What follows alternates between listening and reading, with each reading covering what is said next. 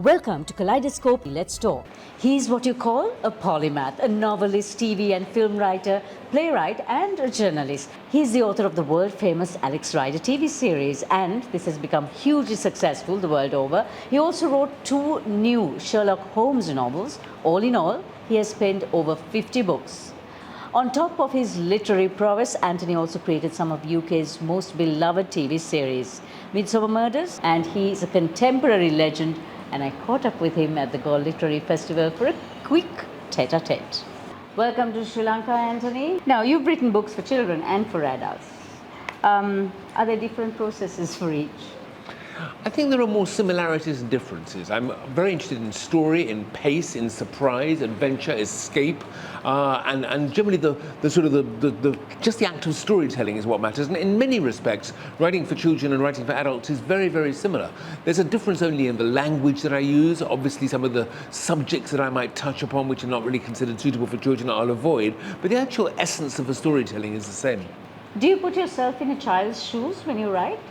I don't need to, because I was a child and that child is still alive. I think that people on this planet divide into people who remember what they were like as children and those who forget. And generally the ones who remember and still have something of a child in them are the ones I like. So tell me about Alex Rider. Where did he come from? How did he evolve? And what was your idea? My light bulb moment happened when I was watching With a View to Kill, which is Roger Moore's last James Bond film, and saw how terribly old he had become.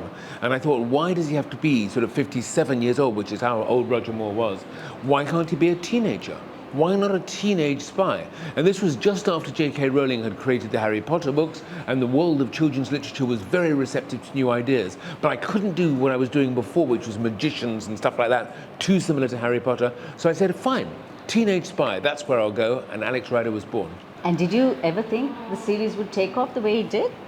I had a feeling that it would do better than my other books. It was the 10th kids book I had written, or YA book, one should call them these days, and the sales of them had been okay, but not great. This one I thought would be different. What I didn't think was that 20-something years later, 25 years later now, I would still be writing them and they would have this huge worldwide audience, and now I meet people who are 30 years old, sometimes with children in their hands, and they grew up with my books. It's a strange feeling. How have you sustained that excitement, that interest in Alex Rider? Through maybe double generations, really?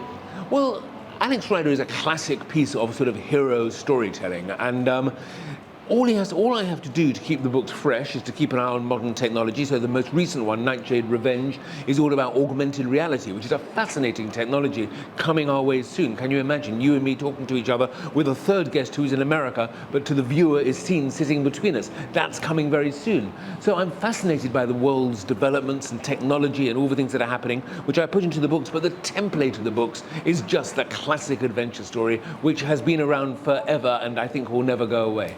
What challenges did you come across, and have you come across while working with Alex Rider? I think the biggest problem for me is that as the older I get, the further away I am from my audience. My audience is still sort of 10 years old to 15 to 16, whatever, that sort of age range. But I'm sort of, 40, 50, 60, and time is moving and taking me further away from the audience. And I do sometimes worry as well about some of the trends that we see around children's literature and young literature in general, which is, the new correctness, the new fear of offending, the new morality and all this sort of stuff, which can circumscribe and damage the writing process. Because my belief is that writers should be free to write what they want to write and not to have to conform to what society tells them they should write. What is fundamental in birthing a character, then sustaining it, and then knowing when to kill him off or put him to bed?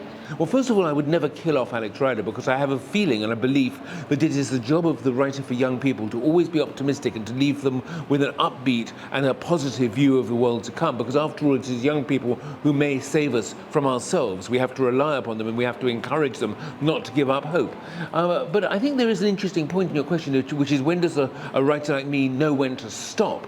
Alex Rider, the more I wrote about him, the more I discovered about him, and the more I enjoyed writing about him. Even in the most recent book, there were new things to bring to the character. But that said, there's another generation of writers coming up, new characters, new ideas. Maybe quite soon it is my turn to sort of stop and do other things. My adult books, for example. So any unusual, unique, and almost terrible feedback that you've got about Alex Rider, really?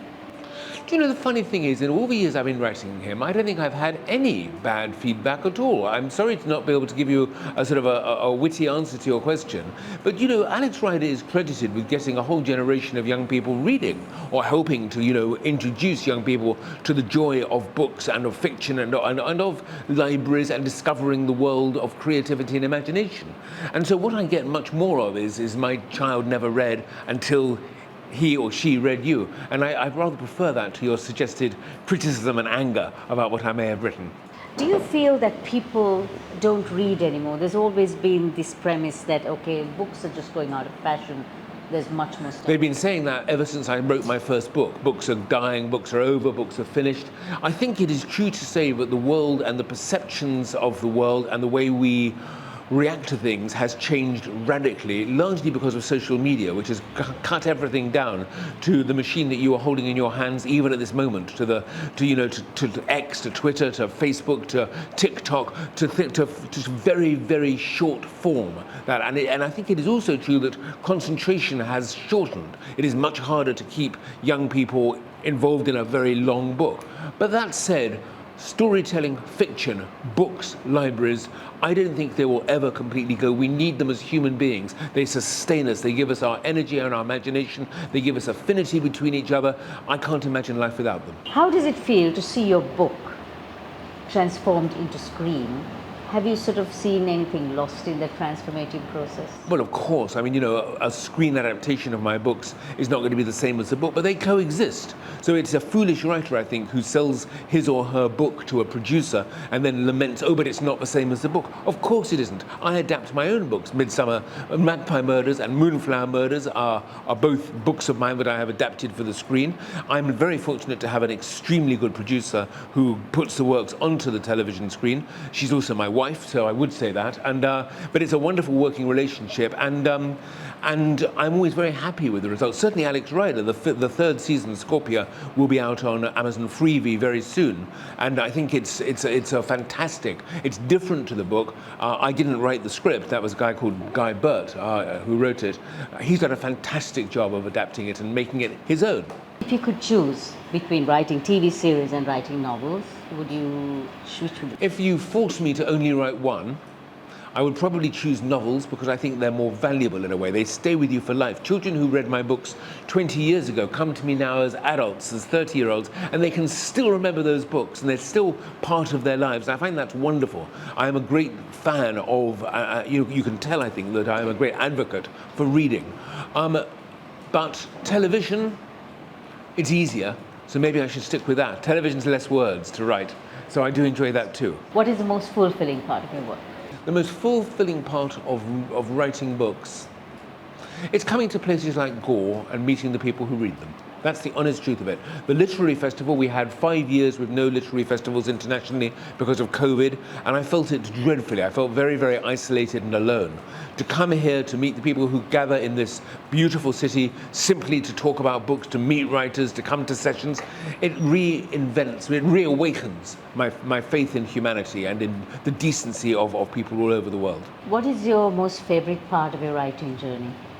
Having the ideas. When I have an idea and a thought falls into my head, I sometimes think, where on earth has that come from? I'm not a clever person, I don't think. I think I like my books, but the ideas for them, it's like sometimes being a wireless, a transmitter, and this signal comes from somewhere, and an idea happens, and you think, yeah, that's a fantastic story, and that moment to me is always the most exciting part. So you created Midsummer Murders, Paul's War, and they've become really beloved British shows. How do you feel about making TV that speaks to so many people throughout the ages? Well, I'm very proud of Foyle's War. I mean, that was 16 years of my life, and again, working with my wife as a producer of that show.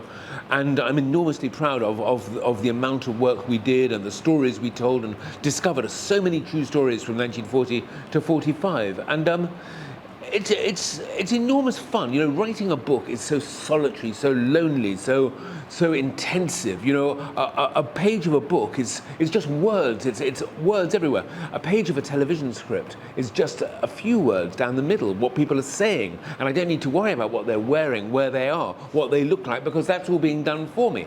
So it is a completely different process, and in a way, television is more glamorous and more fun. I do appearances in all my shows, which I love. But as I said earlier, the books are what matter to me. You had said to me earlier, which would I choose? It's still books. So you work with your wife a lot on TV shows. Our marriage is 90% work and 10% romance. What happens when you have disagreements? If it's a different producer, I immediately say, yes, I'll do that, and make the changes. If it's her, I say, what are you talking about? You don't understand what I'm doing. And then I make the changes. Jill, my wife, is a brilliant producer. And I say that not because we're married, but because when I give her the script, I know that what goes on the screen is going to be as close to perfect as it can be. What's next? Well, I'm working with Jill on a series which we're going to shoot in Gran Canaria later this year. It's called 9 Bodies in a Mexican Morgue, and it's an original murder mystery that I created, which she is making. And then I'm writing at the moment another book in the series that began with Magpie Murders, Moonflower Murders. The book is called Marble Hall Murders, and when I finish writing the book, maybe we'll adapt that too. I don't know. Lovely to have had you here, and I just hope Alex Rider transposes himself here.